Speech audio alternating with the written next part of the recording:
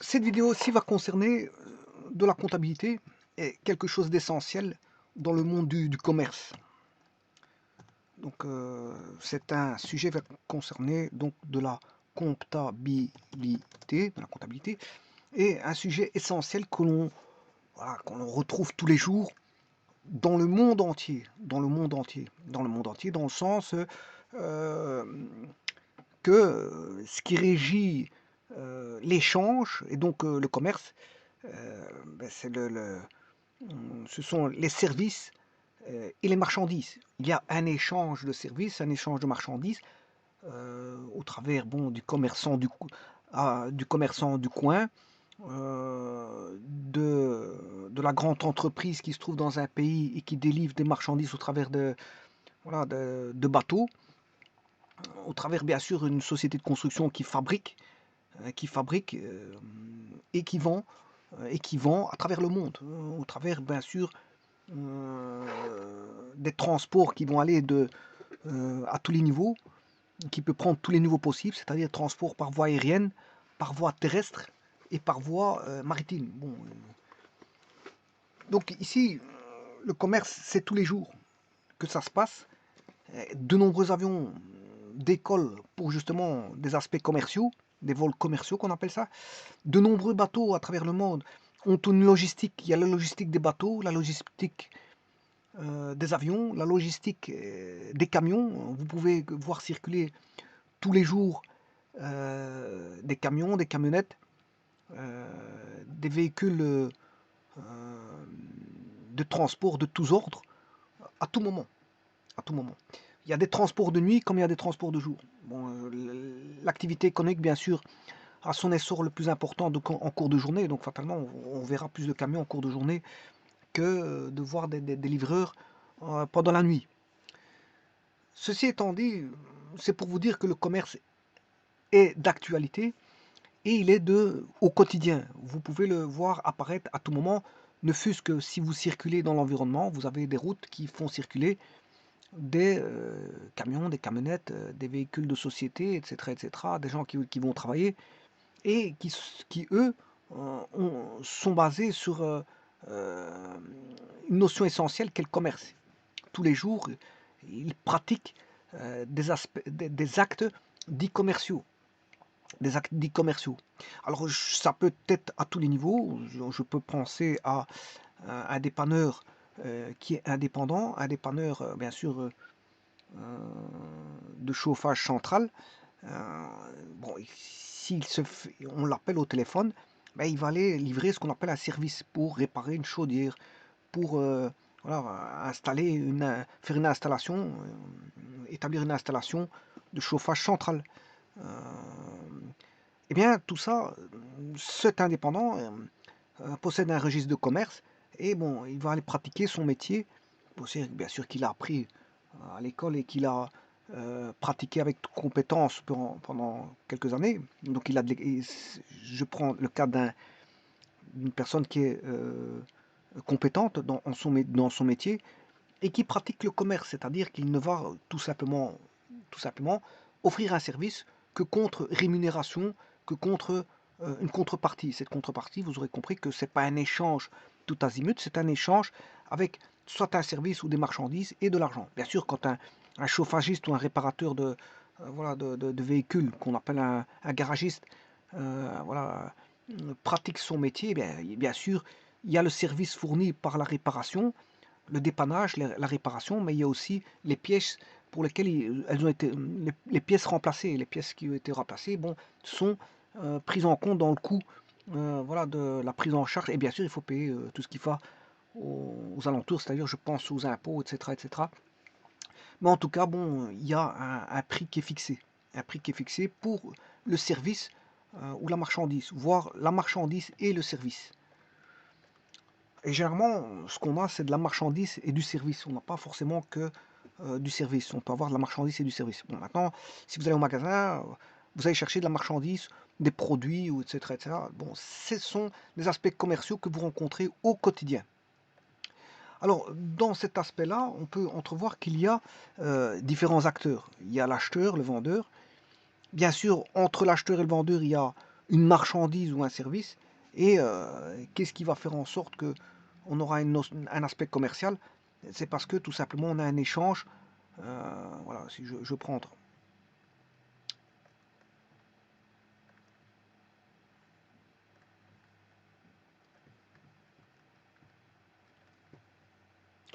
donc on a un acheteur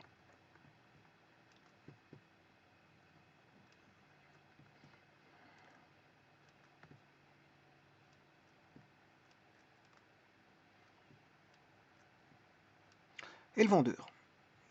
Donc c'est une personne ou plusieurs personnes, hein. Bon, le vendeur, on a un groupe de personnes ou une personne, peu importe.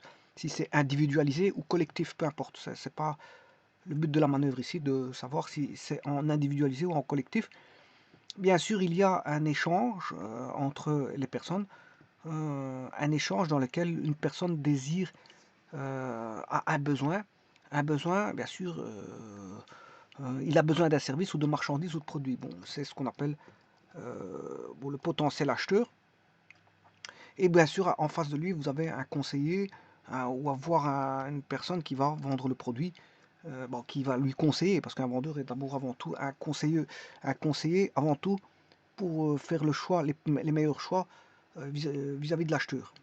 Alors donc ils vont se réunir ou via au téléphone, via internet, peu importe, via un moyen de communication, c'est un échange qui est dit verbal ou par écrit, peu importe. Eh bien, il y a un échange qui va s'établir et qui va mettre en relief euh, soit des marchandises, des produits ou des services.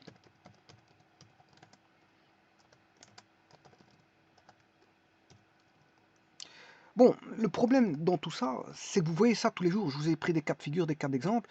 Si vous allez chercher un pain, si vous allez voilà, dans un centre commercial, qu'il soit petit, moyen ou grand, que vous allez chez votre boulanger, votre coiffeur, hum, voilà, chez votre boucher, peu importe, vous rencontrez les notions commerciales tout azimut tous les jours. Tous les jours, vous avez des notions commerciales. Bon, si je prends par exemple le service des impôts, ça reste un service de collecte et donc fatalement là on retrouve aussi bon, ces aspects-là où on ne parle plus voilà, d'acheteurs et de vendeurs, ça vous aurez compris, il y a d'autres noms. Mais en tout cas, il y a un lien intime qui va s'intégrer entre des personnes dans lequel il y a cette notion d'argent qui va intervenir. Voilà. Donc l'argent, la monnaie, fera en sorte que bon, ça peut, voilà, on a besoin de quelque chose, oui, on le voit tous les jours que des gens ont des besoins au quotidien, c'est normal parce qu'ils doivent se nourrir et la nourriture déjà, il faut l'acheter. Bon, ils doivent se loger et ça, bon, les habitations, il faut payer des crédits, il faut soit payer des crédits, soit louer, soit voilà, il y a toutes sortes de possibilités, voilà, pour se loger, mais en tout cas, à la base, on paye un logement, on le paye. Et donc, il y a de l'argent en jeu. Et quand il y a de l'argent en jeu, ben, le problème, c'est que l'argent, ça pose de gros problèmes. Ça pose de gros problèmes dans le sens où, bon, certaines personnes ne désirent pas payer alors qu'ils ont reçu un service ou une marchandise. Bon, je prends la notion de service dans sa globalité. Je vais retirer le S ici, hein, parce que j'ai mis un S, les services. Oui, d'accord, mais je prends dans sa globalité le système des services. Voilà, bon, je ne sais pas si je peux mettre S ou pas. Service, mais peu importe. Bon, je vais quand même mettre un S. Bon, comme ça, bon, on va dire les services. Les services, les marchandises avec S. Oui, c'est parce que je voulais dire qu'on peut vendre un service ou des services, hein. On peut acheter une marchandise ou des marchandises. Bon, ça reste une parenthèse. Bon, en tout cas, dans tous les cas de figure, c'est qu'il y a de l'argent en jeu, quel que soit le pays. Bon, et chaque pays a sa monnaie. Bon, parfois, il y a des monnaies qui sont, on va dire, collectives. Je pense, bon, au dollar. Bon, de nombreux pays peuvent payer en dollars, de nombreux pays peuvent payer en euros. Il y a d'innombrables monnaies qui sont dites collectives, qui sont, voilà. Mais sachez que l'argent est un grand problème, parce que l'argent, beaucoup de gens, la plupart des gens ont besoin de l'argent, c'est normal, parce que bon, il faut vivre, et que cet argent-là fait l'objet de convoitises et parfois d'aspects filous, c'est-à-dire aspect filou dans le sens où Certaines personnes, bon, veulent de l'argent, oui, mais certaines personnes ne veulent pas payer. C'est surtout ça. Bon, et quand il y a des gens qui ne payent pas, ça pose un problème, on va dire, un problème entre personnes. C'est des problèmes entre personnes. Et ce qui peut se passer, ben, ça peut, bon, voilà, ça peut être quelque chose de très grave quand on a des difficultés entre des personnes qui, bon, qui ont un problème d'argent. Peut-être que l'un doit de l'argent à quelqu'un qui ne le paye pas et l'autre a besoin de son argent. Voilà, et il met une personne dans les difficultés vu que il ne paye pas l'argent alors que l'autre a besoin de l'argent pour payer ses frais. Voilà, et donc il le met en difficulté. Maintenant, l'argent, c'est aussi une convoitise dans le sens où certains détournent de l'argent, certains volent de l'argent, certains voilà, ont un aspect à l'argent qui est, je veux dire, très mauvais, dans le sens où, bon, plus en ont, euh, plus en ont et mieux c'est, et que c'est jamais assez. Et donc, bon, là, on se pose des questions par rapport à des personnes qui sont empreintes, je veux dire, d'un vice qui est, on va dire, obsessionnel, qui est l'attrait à l'argent. Maintenant, l'argent, il en faut pour vivre, effectivement, il faut travailler, effectivement, il faut pouvoir payer ses charges et pouvoir subvenir à ses besoins de sa famille et de ses enfants, et pourquoi pas faire plaisir à son entourage. Donc, normalement, l'argent sert à ça, mais vous aurez compris que l'argent pose d'innombrables problèmes au quotidien, et d'innombrables problèmes qui sont qu'on retrouve dans les tribunaux, ben, c'est des problèmes liés à l'argent, du vol, voilà, des escroqueries, des escroqueries en tout genre, hein, voilà, sur le Internet, sur les téléphones portables, sur, chez les personnes de tous abords, hein, personnes âgées ou n'importe qui. Il y a voilà, des esprits d'arnaque qui peuvent, voilà, qui peuvent subvenir à tout moment. Donc l'argent, vous voyez que ça, c'est quelque chose qui, d'office, est lié avec quelque chose qui doit être régulé, parce que comme il y a des convoitises, ben, il faut prendre faut prendre les devants au niveau de la loi pour faire en sorte que tout échange doit se faire dans les règles, dans des règles légales les plus appropriées pour l'acheteur et le vendeur. Donc, un acheteur, il y a des acheteurs qui, bon, qui tentent de rouler des vendeurs, hein, ils commandent et ils ne payent pas. Et il y a des vendeurs qu'est-ce qui se passe? Ben, ils vendent, mais ils prennent l'argent, mais ils ne livrent pas la marchandise en temps et en heure, et parfois ils la donnent même pas. Donc il y a un aspect commercial au niveau légal qui doit être respecté au niveau du contrat entre l'acheteur et le vendeur, c'est que, bon, il y a l'obligation de l'acheteur qui doit prendre livraison de la marchandise, hein, s'il a commandé, il doit aller chercher sa marchandise, et il doit payer le prix convenu, hein. C'est pas qu'on lui a affiché un certain prix, qu'on lui a dit que le prix était d'autant. On lui a dit bien sûr par document, hein, si on lui dit par document qu'il devrait payer ceci, cette somme, mais l'acheteur est tenu de payer cette somme, et il n'a pas à discuter parce qu'il le savait dès le départ. Voilà. Et donc l'obligation de l'acheteur, au travers de la loi, c'est que l'acheteur prenne la livraison de la marchandise et que il paye le prix convenu. Maintenant, il y a l'obligation du vendeur. Lui, il doit absolument livrer la marchandise, parce que si l'acheteur ne le reçoit pas, bon, qu'il a payé, il sera mécontent. Voilà. Et en plus de ça, quand il livre la marchandise, c'est pas que l'acheteur le commande pour le mardi de la semaine prochaine et qu'il reçoit dans un mois, hein. C'est bon, ça, il doit livrer la marchandise dans les délais prévus. Et bien sûr, il doit garantir la marchandise au niveau contre tout défaut caché, et le risque, bien sûr, euh, d'éviction, c'est-à-dire de la revente, de la revendication par un tiers. De la revendication par un tiers. Voilà, et donc vous comprendrez qu'il y a un aspect législatif, légal, et que, bien sûr, il y a des codes commerciaux qui sont établis et qui doivent être respectés par les tierces parties dans les notions commerciales, hein. Voilà, donc il y a d'innombrables. Le but ici, c'est pas de faire de la législation, je veux dire, commerciale, et de vous dire tout. tout ce qui est... Mais je peux vous donner des petits détails, hein, des petits détails, mais sans aller trop voilà, dans la législation, je veux dire, de commercial, parce que bon, c'est pas le but ici, de un, et de deux, c'est immense, hein, la législation commerciale, c'est immense, hein. Donc c'est juste pour vous dire qu'il y a un contrat ici, et si vous devez retenir la chose, c'est qu'il y a un contrat entre l'acheteur et le vendeur, et si tout doit se faire dans le respect, et le respect, c'est de se dire, bon, respecter, c'est respecter d'abord soi-même et respecter l'autre. Parce que si on ne respecte pas autrui, ben, voilà, là, l'échange commercial est bazardé, hein, il est bazardé. Donc on ne peut pas dire que il y a une personne qui fait défaut au niveau euh, de la- de l'échange commercial.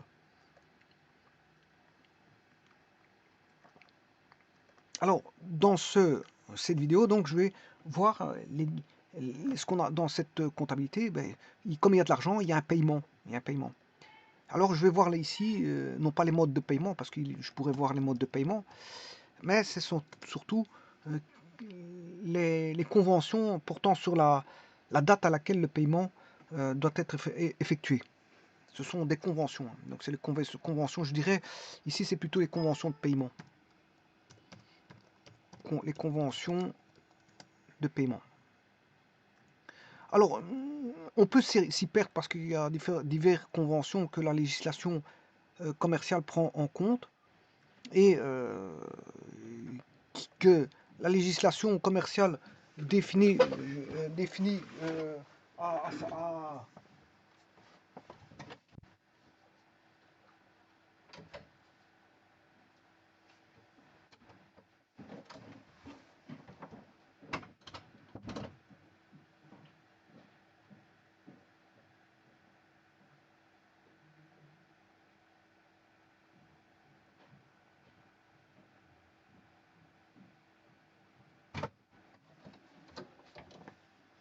Je m'excuse, donc les conventions de paiement sont de différents ordres. Je vais vous en citer quelques-uns. On retrouve par exemple les paiements comptants,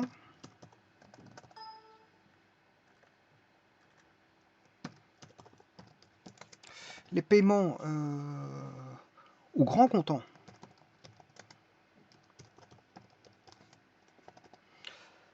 les paiements à tempérament.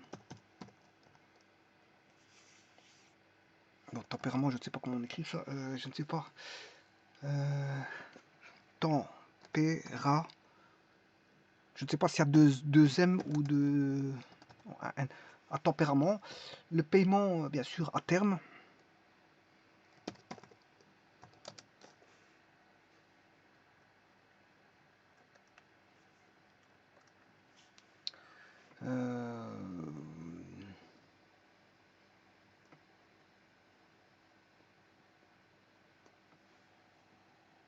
Le paiement à terme.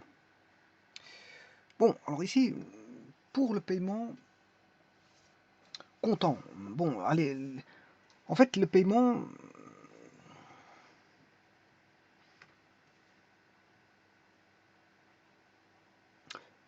est payé normalement à une époque qui est fixée dans le contrat, ce qu'on appelle l'échéance. Donc, quand on paye dans les conventions de paiement, on a ce qu'on appelle une échéance. Il y a un échéancier de paiement. Il y a un échéancier de paiement. Donc il y a une époque, c'est une date à laquelle on va se dire qu'il faudra payer, faire le paiement.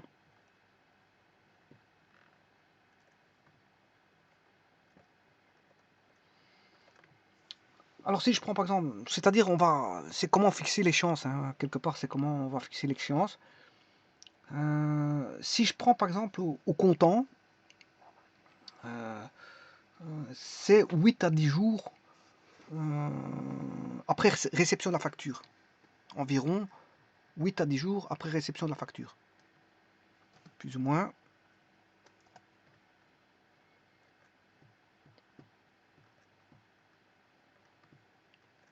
Plus ou moins 8 à 10 jours après réception de la facture. Et ça, c'est le comptant. C'est-à-dire paiement à la livraison. c'est-à-dire au maximum dans les 8 jours. Bah, bon, maximum, bon, on peut mettre, c'est pas 2 jours, ça vient pas 2 jours, hein, si 2 jours après vous payez, c'est bon. Bah, 8 à 10 jours, on va dire ça comme ça. 8 à 10 jours, on va pas être bon, difficile pour 2 jours. Donc, euh,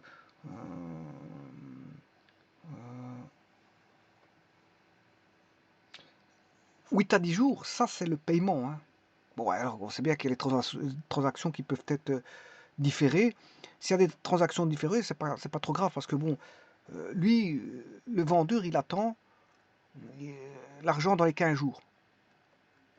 Il attend l'argent dans les 15 jours. Donc, 8 à 10 jours, c'est le paiement que le vendeur, enfin que l'acheteur est susceptible de payer, hein. Il est susceptible de payer dans les 8 jours, 8 à 10 jours, et le vendeur est susceptible de les recevoir dans les 15 jours.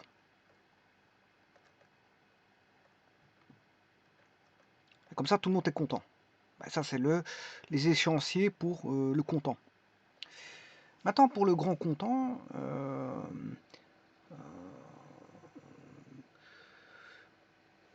au grand comptant, en fait, c'est un paiement cash, hein. C'est-à-dire c'est un paiement qui se fait à la livraison de la marchandise. Bien sûr, la livraison de la marchandise ou du service, vous aurez compris ça. Donc on a une livraison et un paiement qui est simultané ici. C'est un paiement, une fois qu'il est livré, il paye. Donc c'est le cash. On paye en cash ici. On paye en cash. Donc ça c'est le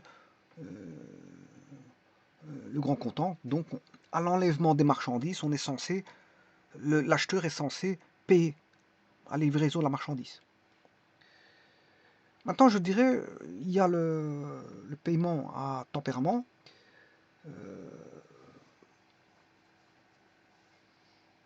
À tempérament,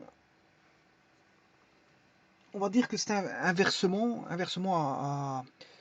en acomptes légaux, en plusieurs acomptes légaux. Et cet acompte, bien sûr, parcelé, hein, voilà, il est morcelé, parcelé. Et le nombre de morcellement, comme ça, de cet acompte est fixé par la loi. Donc c'est une législation c'est relatif à la législation. C'est la législation qui va dire bon, le morcellement que vous devez faire pour le nombre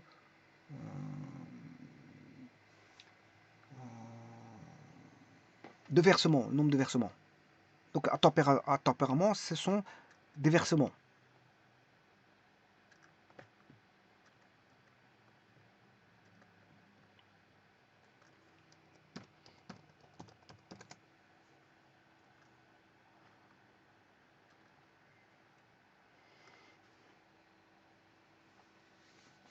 Donc là, on verse un acompte à la commande, bien sûr, ou à la livraison.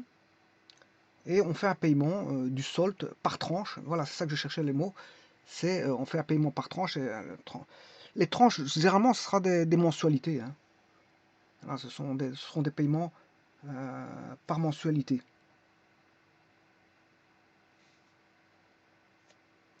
Alors, il y a le paiement à terme.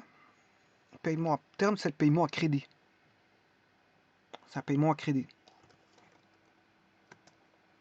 Alors, dans le crédit, il y a différentes voir les choses.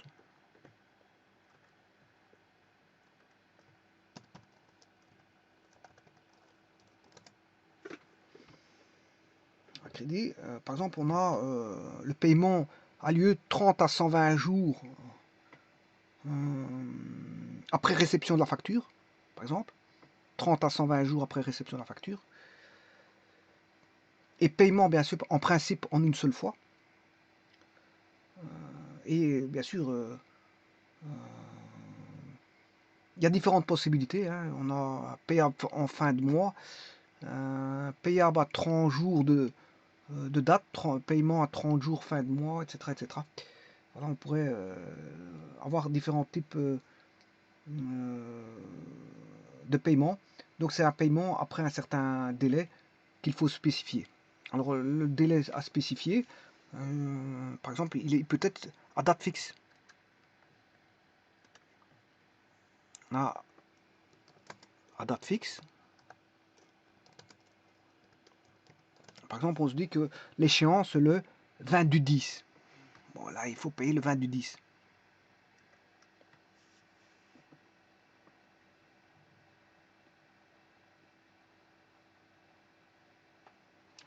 On dit qu'il faut payer le 20 du 10. Maintenant, je peux faire un paiement en fin de mois.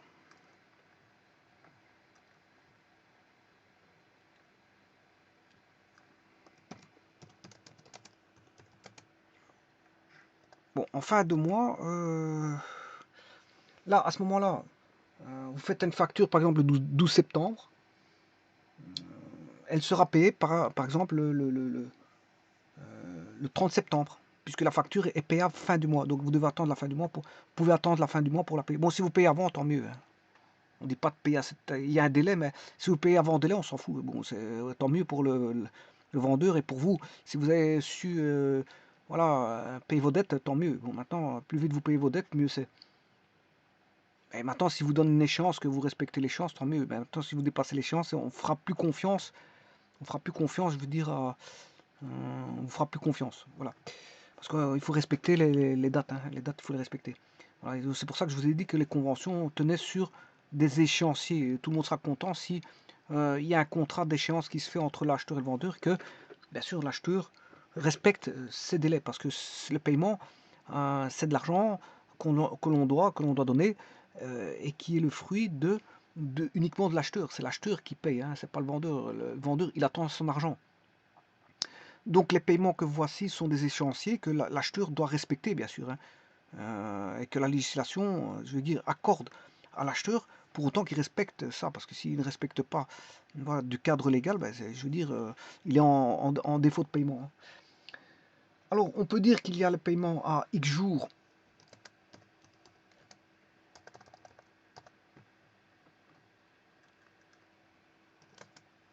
Il y a X jours de date et X jours de vue.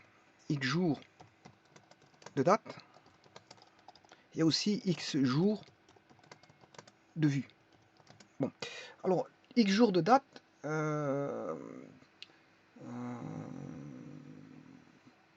par exemple, X jours de date, c'est par exemple, je prends un cas de figure, 60 jours.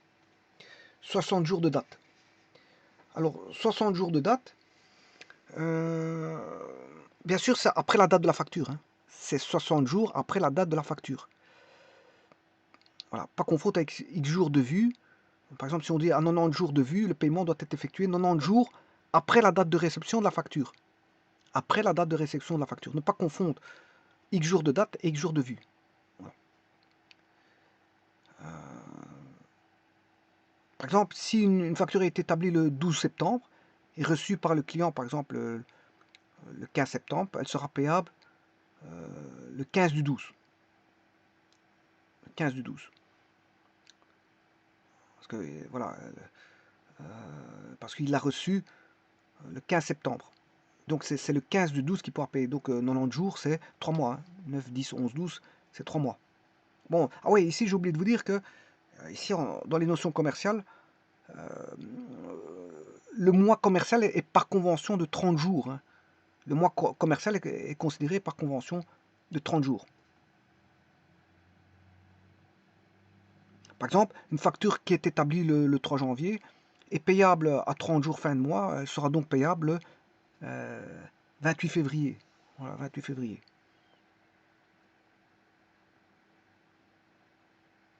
Donc ici, il y a aussi à X jours fin de mois, ça c'est X jours de date, il y a X jours fin de mois.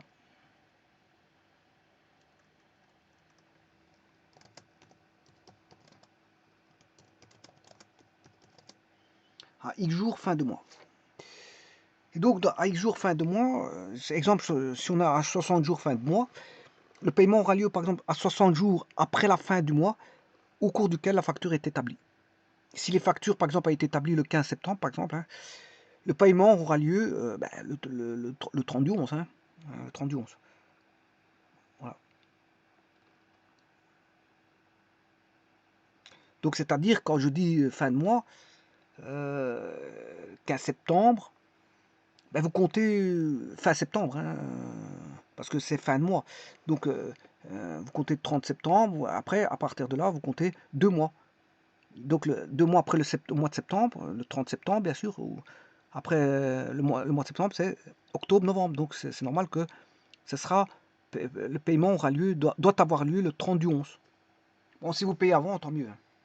Comme je vous ai dit, bon, plus vous payez plus vite, mieux c'est, tout le monde est content.